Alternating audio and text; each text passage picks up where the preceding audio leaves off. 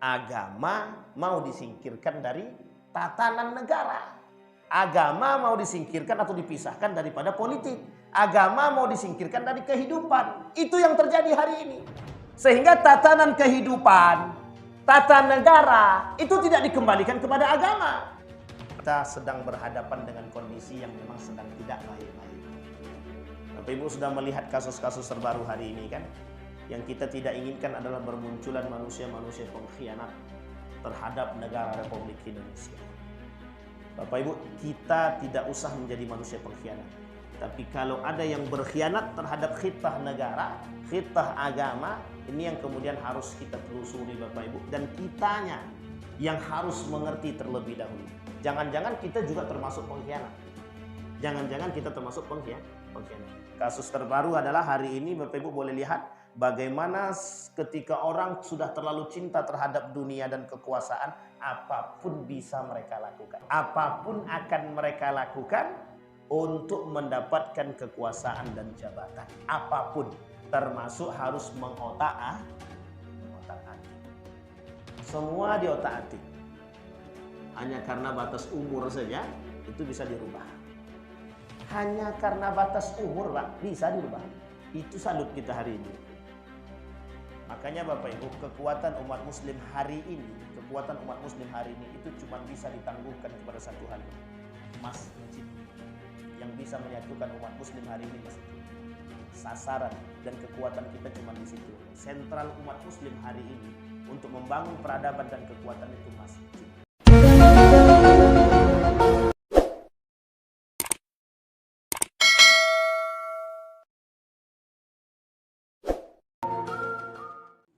Assalamualaikum warahmatullahi wabarakatuh. Alhamdulillahi rabbil alamin. Alhamdulillahilladzi arsala rasulahu bil huda wa dinil haqq liyudhhirahu 'alad dini kullih wa kafa billahi shahida. Asyhadu an la ilaha illallah wahdahu la syarikalah wa asyhadu anna Muhammadan 'abduhu wa rasuluh la nabiyya ba'da. Allahumma salli wa sallim wa barik ala hadzal nabiyil karim. Allahumma salli ala Muhammad wa ala ali Muhammad fil alamin innaka Hamidum Majid. Ya ayuhan nasu taqu rabbakumul ladzi khalaqakum min nafsin wahidah wa khalaqa minha zawjaha wa batha minhuma rijalan katsiran wa nisaa'a wattaqullaha alladzi tasaaluna bihi wal arham innallaha kana 'alaikum raqiba. Ya ayyuhalladzina amanu taqullaha wa qulu qawlan sadida yuslih lakum a'malakum wa yaghfir lakum dhunubakum wa may yuti'illaha wa rasulahu faqad faza fawzan 'azima. Puji syukur kehadirat Allah atas limpahan rahmat dengan mengucapkan alhamdulillahirabbil alamin. Berselawat kepada Nabi dengan mengucapkan Allahumma salli ala Muhammad wa ala ali Muhammad fil alamin innaka Hamidum Majid.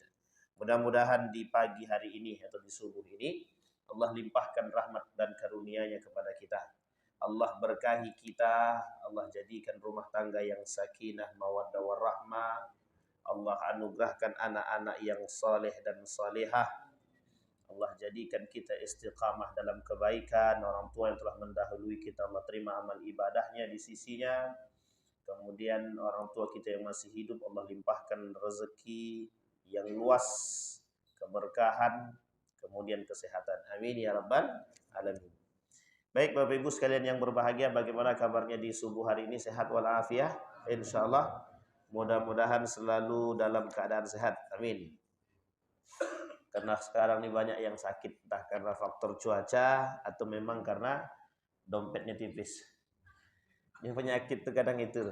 Penyakit dompet tipis ini menjadi orang masalah hari ini Bapak Ibu. Kemarin kita sudah pernah bahas itu bahwa Tuhan baru kata Buya Hamka itu adalah dunia. Jadi kalaulah tak ada duit, orang-orang stres. Jadi penyakit bisa datang gara-gara duit. Hari ini yang menjadi mendatangkan dan menghilangkan penyakit itu adalah duit. Ini yang menjadi masalah kita hari ini. Baik Bapak Ibu sekalian yang berbahagia, di subuh hari ini kita akan coba sedikit mengkaji pemimpin yang baik menurut Islam.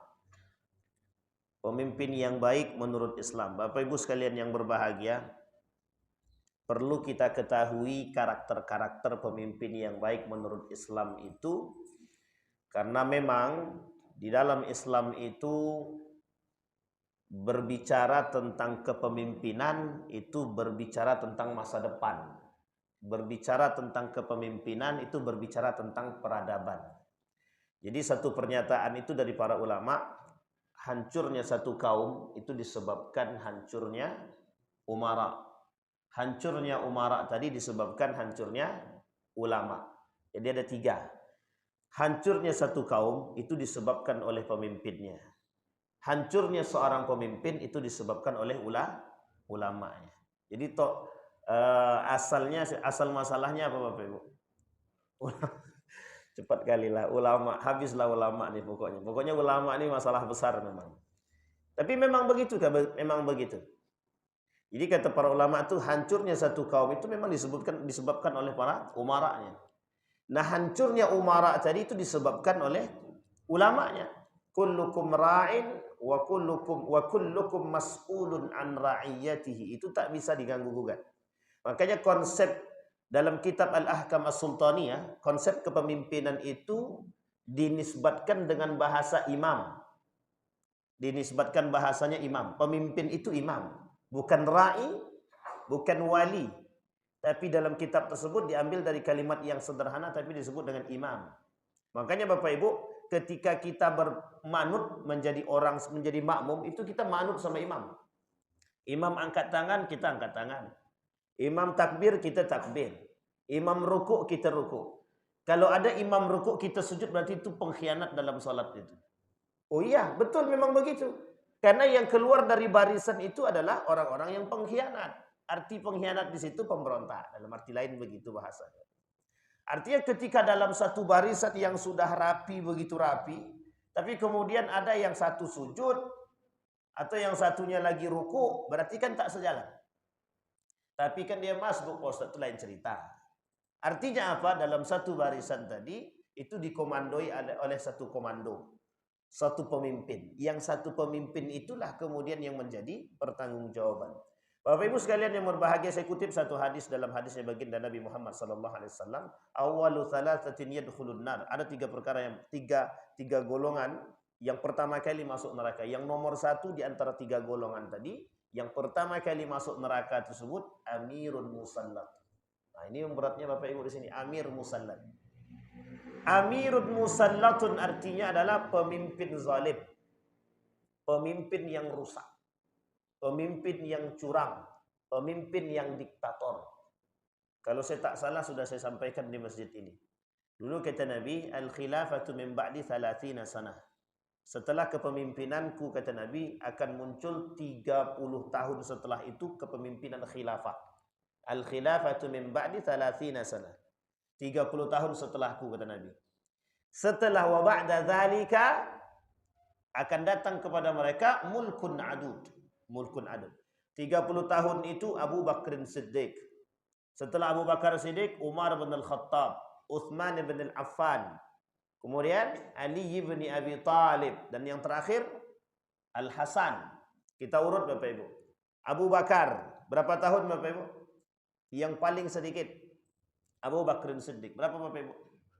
2 tahun lebih sedikit. Yang kedua Umar bin Al-Khattab. Berapa tahun Bapak Ibu? Ini cukup banyak. 10.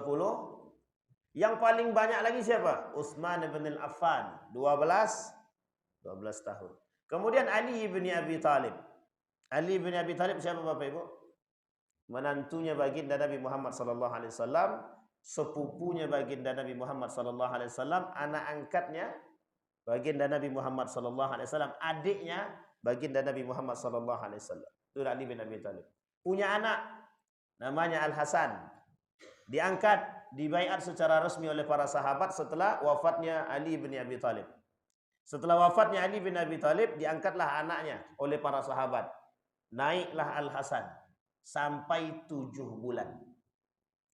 Dikumpulkan oleh para ulama semua ini, tertulislah di situ 3 tahun 3 bulan. Lebih sedikit. Ada yang mengatakan 3 tahun 3 bulan, 30 tahun 3 bulan. Ada yang mengatakan 30 tahun 7 bulan dan lain sebagainya. Pokoknya jumlahnya 30 tahun lah. Lebih sedikit itu tak ada salah. Nah, kata Nabi setelah 30 tahun tersebut akan muncul ya'ti ba'da dzalika mulkun adud. Akan muncul setelah itu, kata Nabi, kepemimpinan yang mulkun adud, diktator. Mulkun yang diktator. Arti mulkun diktator di sini artinya apa? Dinasti yang sistemnya itu berubah dari khilafah menjadi dinasti. Saya sampaikan kepada Bapak Ibu, perubahan sistem khilafah itu pada masa Al-Hasan. Al-Hasan terbunuh. Ketika Al-Hasan sudah melepaskan Al-Hasan sudah melepaskan khilafah, kepemimpinan dia diambil oleh Muawiyah ibn Abi Sufyan. Ini sejarah. Perebutannya itu terjadi pertikaian. Kata Al-Hasan, demi perdamaian umat Islam. Oh, Muawiyah mau ambillah. Al-Husain protes. Kata Al-Husain, tak bisa begitu bang. Tapi kata Al-Hasan, aku lebih tahu daripada dirimu. Al-Husain tak berani bantah. Kata Al-Husain, sami'na wa ata'na. Al-Husain menganggap kepemimpinan yang resmi itu adalah Al-Hasan. Muawiyah ingin mengambil itu. Akhirnya oleh Al-Hasan dilepaskanlah dengan 2 syarat. Dengan 2 syarat cuman, tidak banyak syaratnya. Syarat yang pertama diminta oleh Al-Hasan, demi perdamaian umat Islam silahkan kaum Muawiyah ambillah kepemimpinan ini. Dengan 2 syarat. Syarat pertama, jangan pernah kau caci maki ayahku di hadapan khalayak ramai. Itu permintaan Al-Hasan. Ternyata Al-Hasan mendapatkan kabar di Syam. Kalau saya tak salah Damaskus hari ini. Itu Bapak Ibu, kebiasaan Muawiyah, kata para orang-orang di sana yang disampaikan kepada Al-Hasan, Muawiyah selalu mencaci maki Ali. Kenapa kok mencaci maki Ali? Karena sampai detik itu Muawiyah belum bisa menemukan pembunuh daripada Utsman bin Affan. Ini kalau dikaji ini memang tidak ada habisnya Bapak Ibu sejarah ini Bapak Ibu. Dan ini miris sekali sejarah perang saudara. Meninggal Utsman bin Affan itu sampai hari ini itu pembunuhnya belum ditemukan. Ada yang mengatakan sudah pernah menemukan tapi tidak dibunuh. Dan maka Muawiyah mengatakan bahwa Ali bersekongkol dengan pembunuh dalam riwayat yang lain. Tapi itu riwayat paling ekstrim. Tapi dalam riwayat yang paling masyhur di antara kalangan para ulama, Muawiyah memang tidak suka dengan Ali bin Abi Thalib karena Ali bin Abi Thalib belum bisa menemukan dan mengeksekusi mati pembunuh Utsman bin Affan. Pembunuh Utsman bin Affan itu banyak, ada 5 orang. Dan Utsman meninggal dalam keadaan 9 tusukan Bapak Ibu. Dengan pembunuhan itu dengan menggunakan bahasa Bismillahi Allahu Akbar. Yang membunuh orang Muslim. Yang dibunuhnya sahabat Nabi. Dengan bahasa Allahu Akbar. Jangan pernah tertipu hari ini Bapak Ibu. Banyak demikian itu. Kelak mereka melahirkan cicit yang kelak mereka akan melahirkan cucu-cucu yang disebut dengan Khawarij. Singkat cerita Bapak Ibu, Al-Hasan memberikan. Kata Al-Hasan, syarat pertama, jangan pernah kau caci maki ayahku.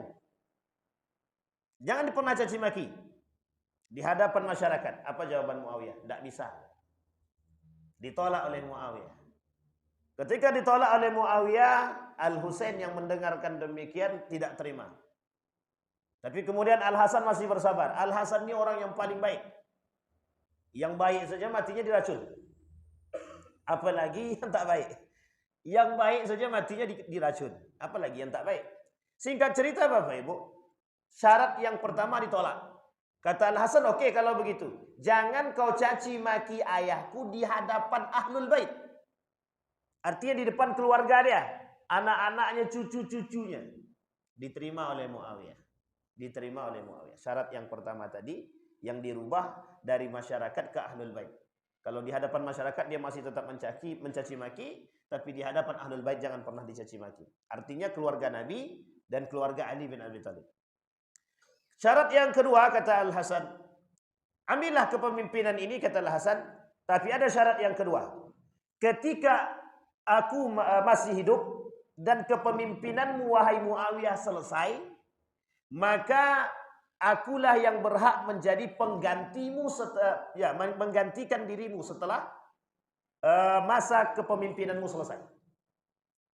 Kemudian, tetapi kalau aku mati dahulu dan engkau masa kepemimpinanmu sudah habis, maka dikembalikanlah masa kepemimpinan itu atau khilafah itu kepada musyawarah, majlis syura atau dewan syura. Harus dikembalikan kepada dewan syura.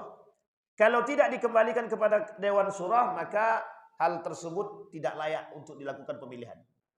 Singkat cerita, Bapak Ibu, disepakati oleh Muawiyah. Apa kata Muawiyah? Oke, dilepaskanlah oleh Al-Hasan.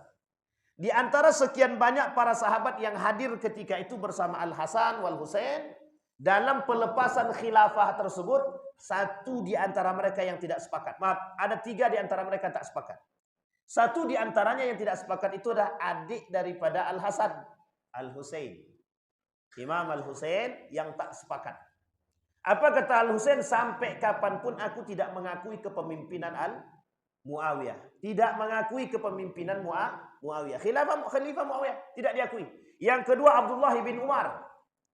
Abdullah bin Umar tidak. Abdullah bin Zubair juga tidak. 3.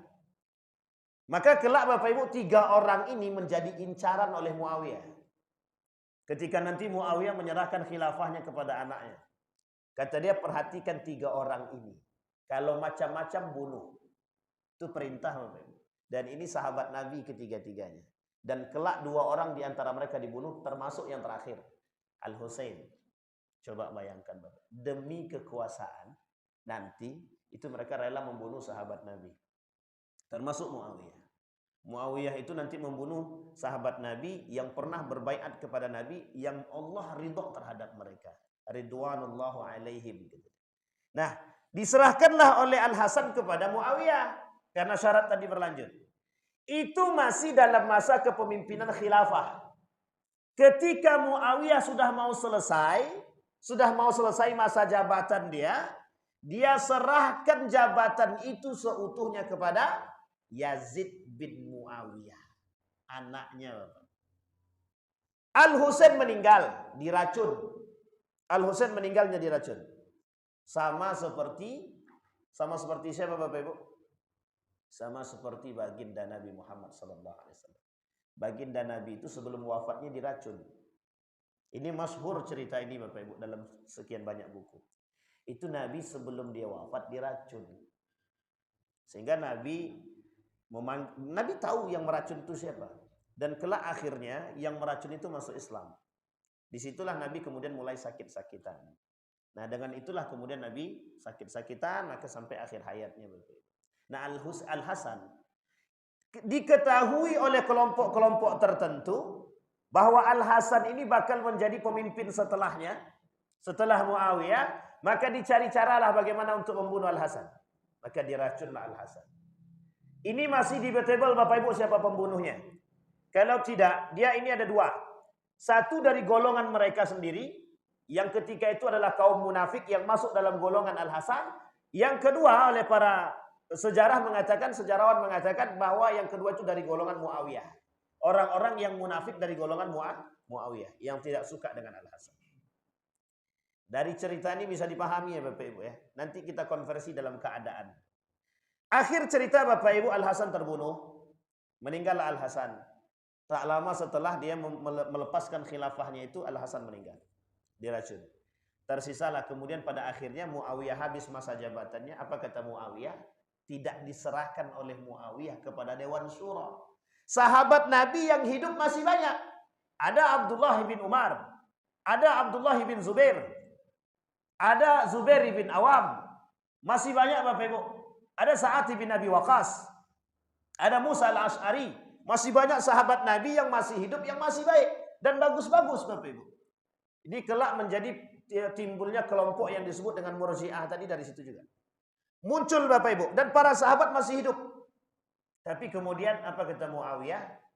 Kenapa Muawiyah memilih anaknya? Yang pertama kata Muawiyah, anaknya itu bisa menyatukan umat. Padahal kondisinya terpecah.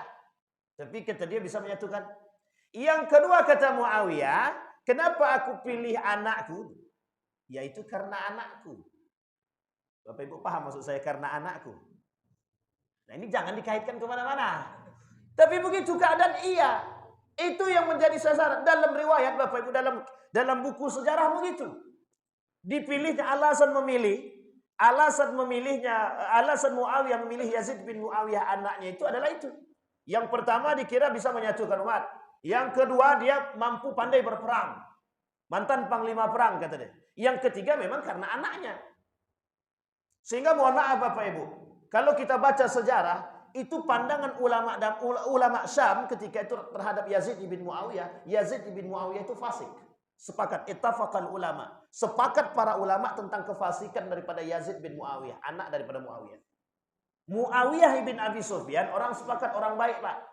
Tapi Yazid bin Muawiyah, anaknya Muawiyah ibn Abi Sufyan itu, ulama ittafaqal ulama, sepakat para ulama bahwa dia fasik. Nanti kita lihat Bapak Ibu fasiknya apa. Yazid bin Muawiyah itu dianggap fasik kenapa? Mohon maaf. Dalam riwayat sejarah itu, satu, minum minuman mabuk. Yang kedua, mohon maaf.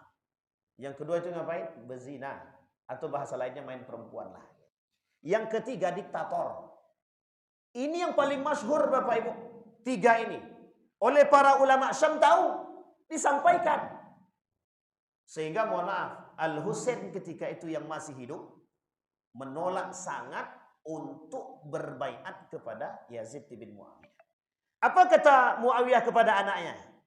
Hai Yazid, kau berhati-hati terhadap 3 orang, kata dia. 3 orang. Yang pertama Abdullah bin Umar. Yang kedua Abdullah bin Zubair. Yang ketiga Al-Husain. Berhati-hatilah kepada 3 orang ini.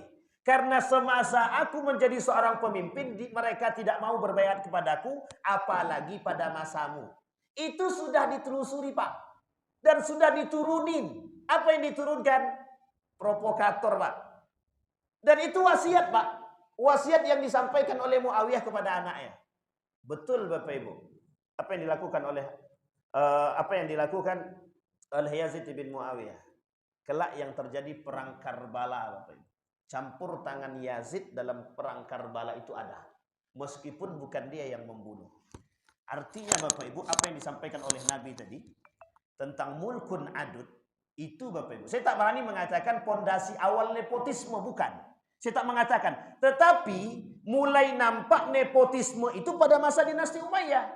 Makanya berubah dari khilafah menjadi dinasti. Dinasti itu sistem kekerajaan. Sistem kekerajaan.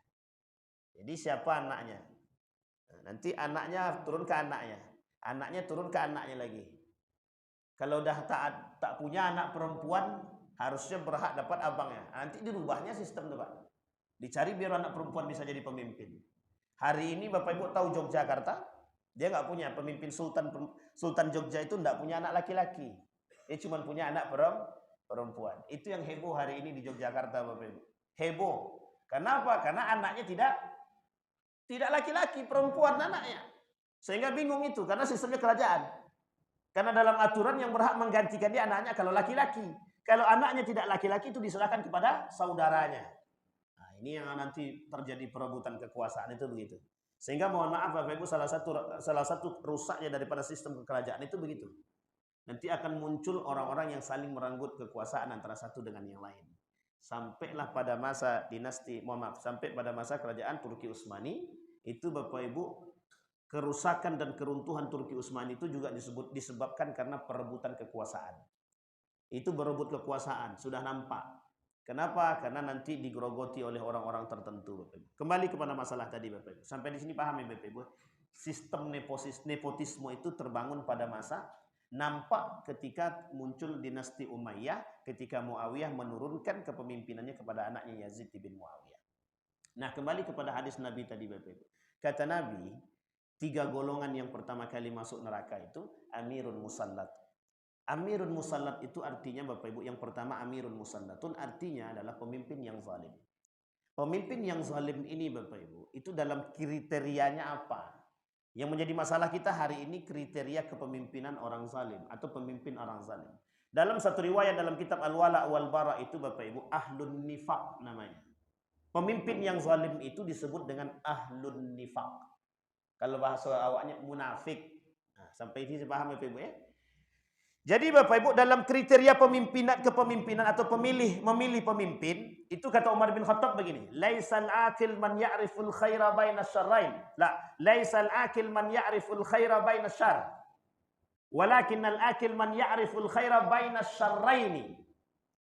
Kata Umar bin Khattab, orang yang cerdas itu bukan orang yang bisa memilih mana yang baik antara yang buruk. Bukan itu yang cerdas. Tapi orang yang cerdas itu kata Umar bin Khattab yang bisa memilih kebaikan di antara dua keburukan. Di antara dua keburukan. Misal. Ini contoh saja nih. Ini semua calon pemimpinnya apa namanya? Buruk lah, akan begitu buruk. Kalau agak kasar sedikit tak enak pula kan. Agak buruk sedikit. Buruk. Entah berapa orang nih, anggaplah 5 orang calon pemimpinnya. Ini semuanya punya keburukan. Yang kita tengok si Anu buruk, misal ini contoh saja. Si Anu punya kasus, si B punya kasus, si C punya kasus, si D punya kasus semua. Di antara sekian banyak yang buruk tadi, kan itu buruk semua tuh. Kata Umar bin Khattab, orang yang cerdas itu di antara mereka siapa yang paling sedikit keburukannya. Begitukah harus dalam memilih pemimpin, kata Umar bin Khattab, itu yang cerdas. Kalaulah yang dicari yang banyak buruknya, itu kan rusak. Kenapa demikian? Tolak ukurnya iman. Yang kedua kata Umar bin Khattab, lihat orang yang paling dekat dengan agamanya. Artinya bukan masalah agama dia saja. Tapi coba lihat orang yang paling dekat dengan agama, maksudnya adalah yang paling tinggi perhatian terhadap agama. Ini masalah ahlun nifaq Bapak Ibu. Dalam kitab Al-Wala wal Bara, ahlun nifaq itu ahlul ancaman. Orang-orang yang sangat diancam. Tapi kalau tidak ada pilihan Bapak Ibu, makanya mohon maaf Bapak Ibu. Permasalahan ahlun nifaq dalam kepemimpinan dan ra'iyah itu sangat berbahaya sekali. Dan Nabi dan para sahabat itu mengecam sekali tentang permasalahan kemunafikan itu. Maka Bapak Ibu sekalian yang berbahagia, penting bagi kita mengetahui kepemimpinan dalam Islam. Itu penting. Maka Bapak Ibu satu cerita ini sangat unik sekali dan saya selalu ambil dan saya selalu sampaikan di mana-mana dan ini penyampaian guru saya. Satu ketika Bapak Ibu di anggota dewan itu guru saya Profesor Dr. Haji Nahar Ilyas almarhum itu pernah menyampaikan kepada para anggota dewan. Apa kata beliau? Kami berharap kepada kalian kata beliau untuk membaca buku Umar bin Khattab. Jadi ada buku Umar bin Khattab tebal, Pak. Tebal. Di situ dengan riwayat hidupnya, kepemimpinannya disampaikan semua. Apa kata beliau? Kalaulah kalian mau membaca itu, paling tidak sedikit dari karakter Umar bin Khattab itu bisa kalian amalkan atau terapkan, insya Allah Indonesia bagus. Bapak Ibu tahu jawaban akhirnya apa? Jawaban akhirnya itu yang menggelitik itu di situ. Apa kata mereka? Oke lah kalau gitu kami mau. Tapi tolong ya Muhammadiyah belikan bukunya. Anggota dewan minta kepada Muhammadiyah untuk belikan buku itu. Bapak Ibu bisa bayangkan maksud saya? Maksudnya adalah dia mau baca buku itu tapi tolong belikan. Coba bayangkan. Artinya apa? Tidak mau keluar duit untuk membeli itu Bapak Ibu. Dan mereka tak pengen baca buku itu, tidak mau.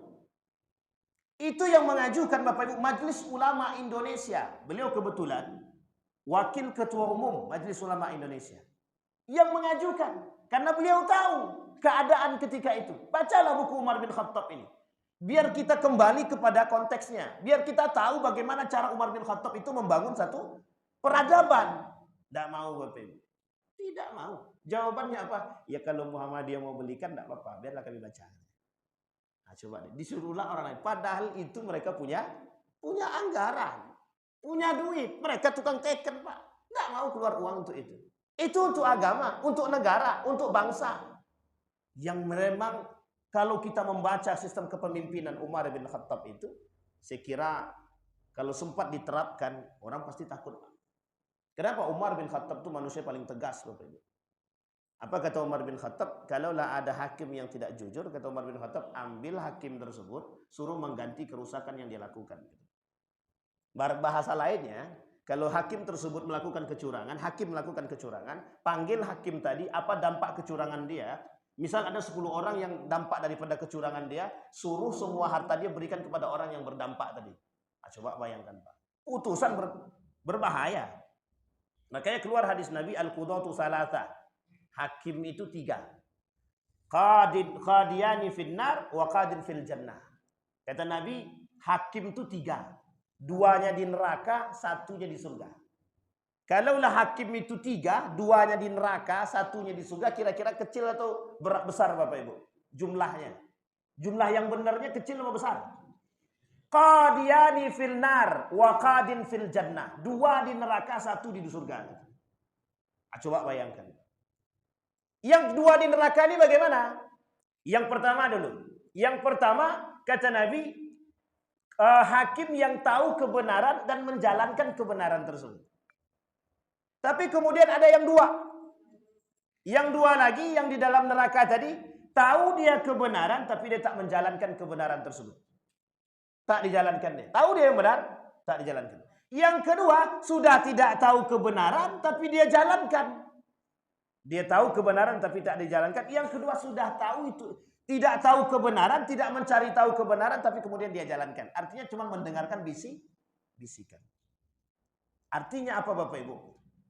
Itu yang disebut oleh Nabi dalam neraka. Maka Bapak Ibu, bahasa Nabi dalam hadisnya itu, pemimpin yang zalim masuk ke dalam neraka. Yang pertama. Tapi sebaliknya yang mendapatkan naungan di surga juga pemimpin. Pemimpin yang adil. Amir adil. Pemimpin yang adil. Ulama atau alim atau amir atau wali dan lain sebagainya. Atau imamun adil gitu. Pemimpin yang adil. Masuk ke dalam mendapatkan naungan. Masalahnya Bapak Ibu hari ini adalah sistem dinasti yang disampaikan oleh Nabi tadi dalam hadisnya itu mengakar. Sampailah hari ini Bapak Ibu. Apa yang saya maksud dengan sistem itu mengakar? Terus diadopsi Bapak Ibu. Diambil. Yang diambil bukan masa khulafaur rasyidinnya, tapi yang diambil mulkun adudnya, sistem dinasti. Sampai di sini paham Bapak Ibu. Nah, sekarang bagaimana kepemimpinan yang baik dalam Islam? Yang pertama Bapak Ibu. Yang pertama, kullukum ra'in wa kullukum mas'ulun an ra'iyatihi. Setiap pemimpin itu wajib mengetahui bagaimana kondisi rakyatnya. Itu wajib. Wajib. Hukum yang tidak pernah bisa, makanya menjadi pemimpin itu berat. Imam harus tahu makmum. Imam harus tahu makmum. Imam harus bisa. Makanya kenapa imam itu harus melihat ke belakang sebelum dia melakukan sholat tadi? Nah, itu melihat dulu Pak. Ada ndak imamnya, ada ndak makmumnya yang capek, yang kakinya sakit, ada ndak makmumnya yang tua, ada ndak makmumnya anak-anak dan lain sebagainya, ada ndak makmumnya mohon maaf yang tidak bisa duduk, ada ndak makmum yang tidak bisa berdiri. Harus tahu Pak. Kondisi harus tahu. Kullukum ra'in, dan dia harus tahu. Dalam kitab Al-Ahkam As-Sultaniyah, kata Mawardi, Al-Mawardi itu pengarang kitab Al-Ahkam As-Sultaniyah. Kata Al-Mawardi, itu seorang pemimpin yang baik yang mengerti akan isi hati daripada masyarakatnya. Kalau sampai hati kan sulit Pak. Sampai ke hati kan tidak mungkin dibelah hati itu untuk cari tahu kan. Artinya apa? Karakter masyarakatnya dia tahu. Yang kedua Bapak Ibu, yang kedua, segala yang dilakukan oleh seorang pemimpin itu harus berdasarkan kepada apa? Berdasarkan kepada agama. Ini yang paling penting Bapak Ibu. Kalau agama menjadi tolak ukur seorang pemimpin, mohon maaf, insya Allah, baik Pak. Tapi kalau yang dijadikan tolak ukur kehancuran, hubbud dunya wa karahiyatil maut al-wahan, atau mohon maaf yang dijadikan sandaran mereka apa?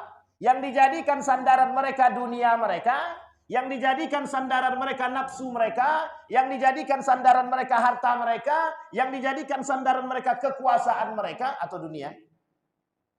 Maka itu bisa dipastikan Bapak Ibu, bisa dipastikan seorang pemimpin yang sudah cinta terhadap dunia, maka akan tinggal tunggu kehancurannya.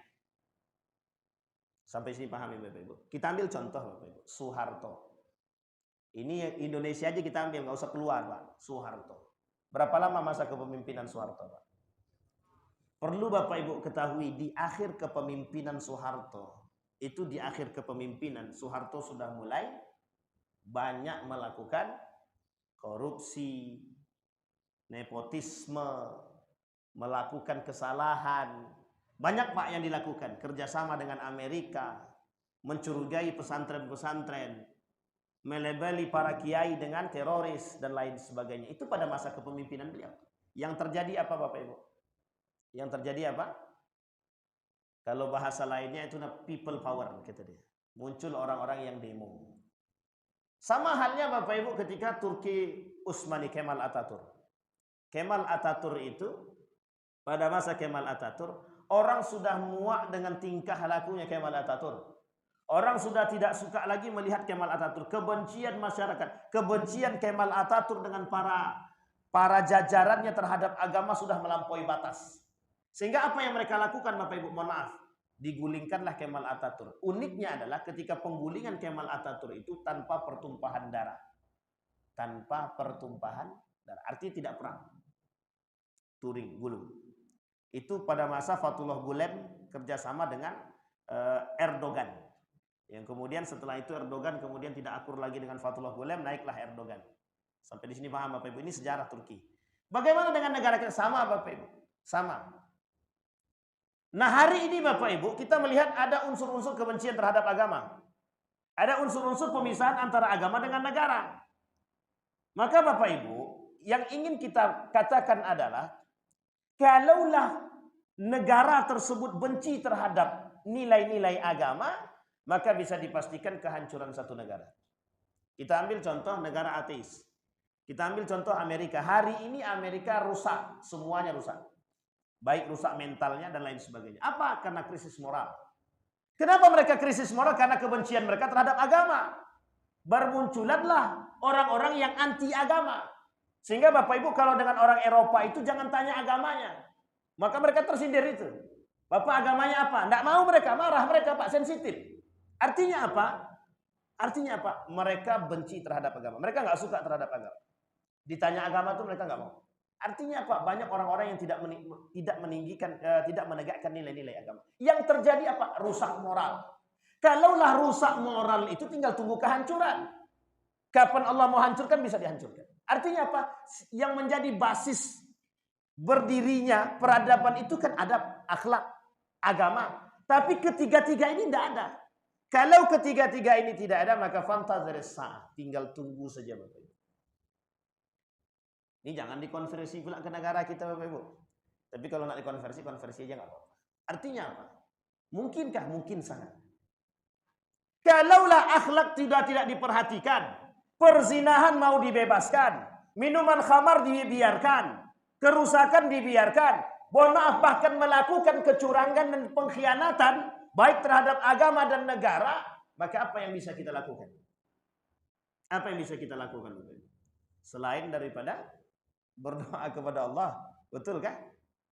Bukan itu Bapak Ibu. Selain dari kita berdoa kepada Allah, ada yang harus kita lakukan sebagai seorang masyarakat, rakyat yang dipimpin. Dalam pandangan para ulama, kalaulah negara sekarang itu kalaulah satu negara itu dalam kehancuran, apa yang harus dilakukan oleh masyarakatnya? Sebagian ulama mengatakan tetap berada pada pemimpin yang zalim. Tetap berada pada pemimpin yang zalim. Tapi satu lagi ulama yang lain mengatakan boleh kita bersuara, tapi dengan catatan bersuara dengan cara yang baik. Nah ini masalah kita hari ini Bapak Ibu. Masalah kita hari ini, para alim-alim ulama itu yang seharusnya punya peran untuk melakukan perbaikan terhadap para umara. Mendekat kepada umara untuk memberikan bisikan kepada mereka. Luruskan barisan mereka.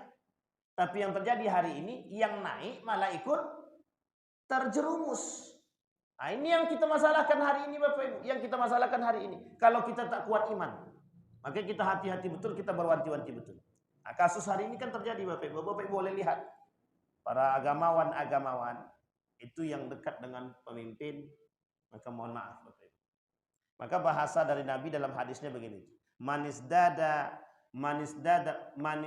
minal imami qurban illasdada minallahi bu'dan. Orang kalau sudah dekat dengan seorang pemimpin, maka dia akan jauh dari Allah. Itu bahasa Nabi dalam hadisnya Bapak Ibu. Meskipun hadis ini derajatnya hasan. Apa kata Nabi? Orang yang dekat kepada pemimpin maka akan dekat dia kepada akan jauh dia daripada Allah. Manisdada minal imami kurban illa zdada minallahi illa bu'dan.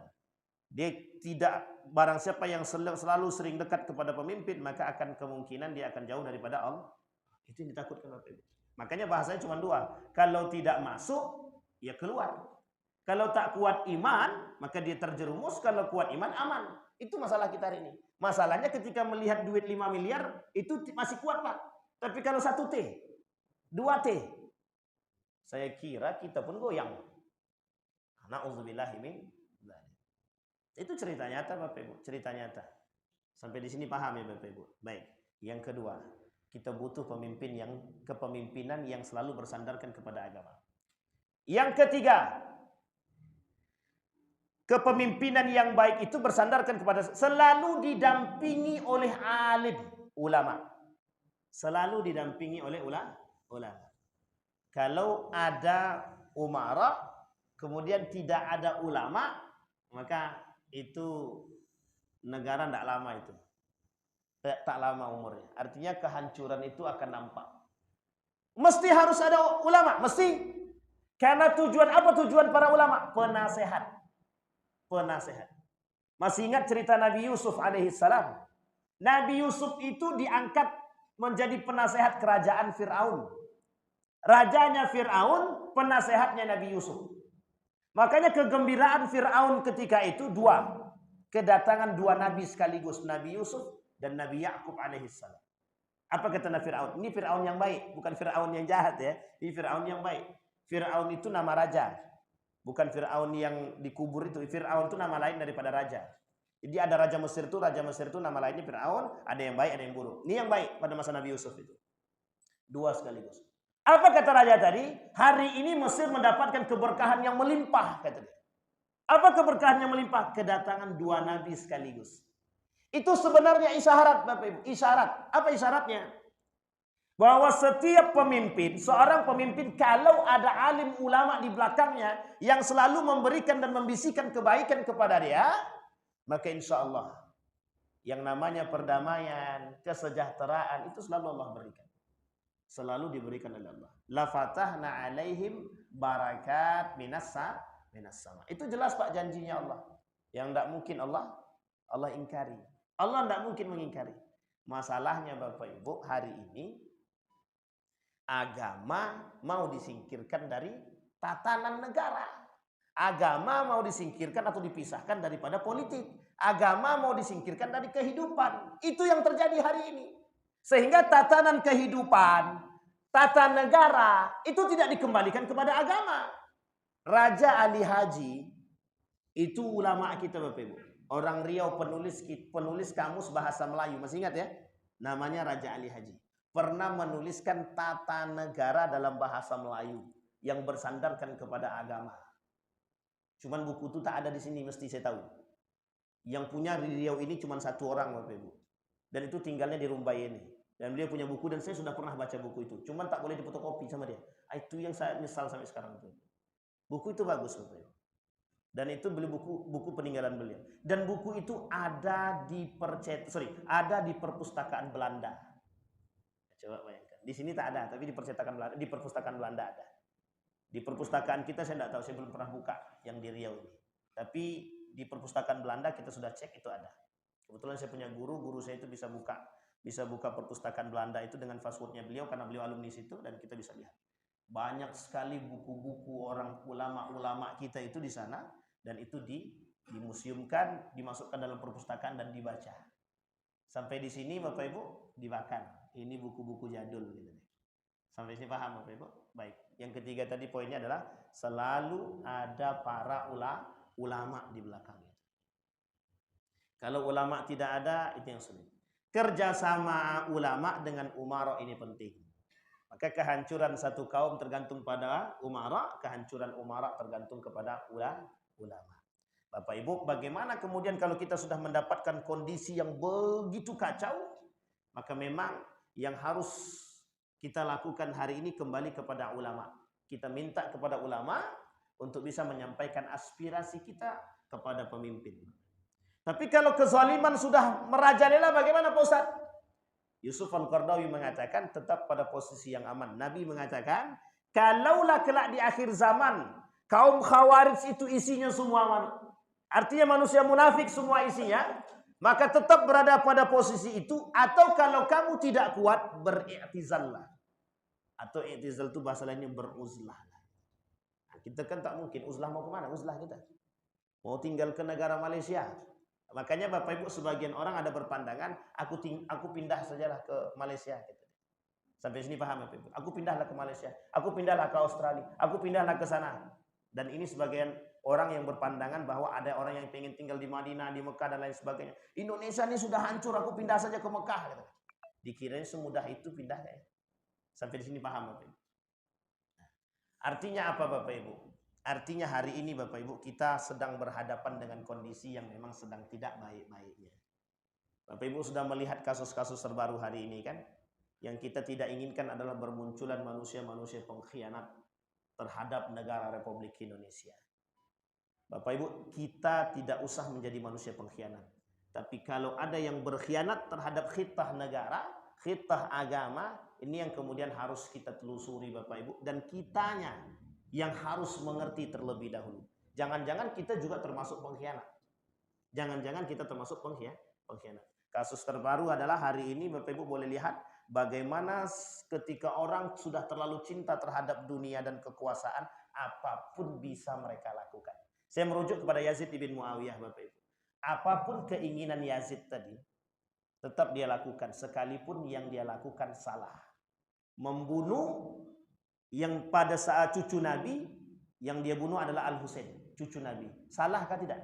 Salah Bapak Ibu. Artinya apa? Bagi orang yang cinta terhadap dunia, kehilangan satu nyawa itu biasa. Bagi orang yang sudah terlalu tinggi cinta terhadap dunia, jangankan memanipulasi, jangankan merubah undang-undang, lebih daripada itu Mika bisa melakukan. Artinya apa? Nyawa manusia itu biasa. Dan itu yang dilakukan Bapak Ibu. Ketika Muslim ibn Aqil.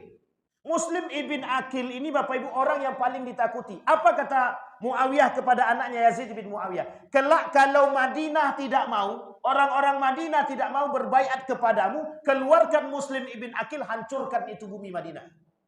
Itu perintah Bapak Ibu. Apa yang terjadi? Betul Bapak Ibu. Di akhir kepemimpinan, sebelum dia pindah ke Mekah, di akhir kepemimpinan Yazid bin Muawiyah, Ahlul Madinah tidak mau berbaiat kepada Yazid bin Muawiyah. Apa yang dilakukan oleh Yazid Muawiyah? Sama persis seperti perintah bapaknya. Dikeluarkanlah Muslim ibn Aqil, orang yang paling sadis. Dibasmi Pak oleh Muslim ibn Aqil. Siapapun yang tidak mau berbaiat kepada Yazid bin Muawiyah, dibunuh. Itu yang bunuh siapa? Yang dibunuh Muslim. Bagaimana cara mereka membunuh ketika itu dengan pedang? Artinya apa? Orang yang tak sejalan dengan mereka anti kritik. Tahu sampai sini Bapak Ibu paham ya? Anti. Mereka habisi Bapak Ibu. Dulu kan pernah terjadi masa siapa Bapak Ibu? Soeharto. Nah, jangan coba-coba kritik tembak kan begitu. Sampai di sini paham Bapak Ibu. Ini menjadi persoalan kita hari ini Bapak Ibu. Sampai di sini paham Bapak Ibu. Apapun akan mereka lakukan untuk mendapatkan kekuasaan dan jabatan. Apapun. Termasuk harus mengotak-atik. Semua diotak-atik. Hanya karena batas umur saja, itu bisa dirubah. Hanya karena batas umur, Pak, bisa dirubah. Itu salut kita hari ini. Coba kita, Bapak Ibu, nak masuk dia, mohon maaf, PNS saja, apa yang mau diotak-atik? Tahu pun tidak kita nak mengotak-atik apa yang mau kita otak-atik. Bahkan mohon maaf, untuk masuk jadi tenaga honor saja, harus kita keluarkan uang paling tidak 15 juta, 20 juta, 25 juta. Itu untuk honorer. Gajinya 1,5 juta sebulan. Mohon maaf, di Pekanbaru ini Bapak Ibu masih ada tenaga honor yang gajinya 600.000. Coba Bapak Ibu bayangkan. Makanya Bapak Ibu, kekuatan umat muslim hari ini itu cuma bisa ditangguhkan kepada satu hal Bapak Ibu. Masjid. Yang bisa menyatukan umat muslim hari ini masjid. Sasaran dan kekuatan kita cuma di situ. Sentral umat muslim hari ini untuk membangun peradaban dan kekuatan itu masjid. Kalau di masjid umat muslim berpecah belah, berantem, bercerai-berai, maka di luar masjid sudah bisa dipastikan tidak akan bersatu. Tidak akan. Sampai di sini paham?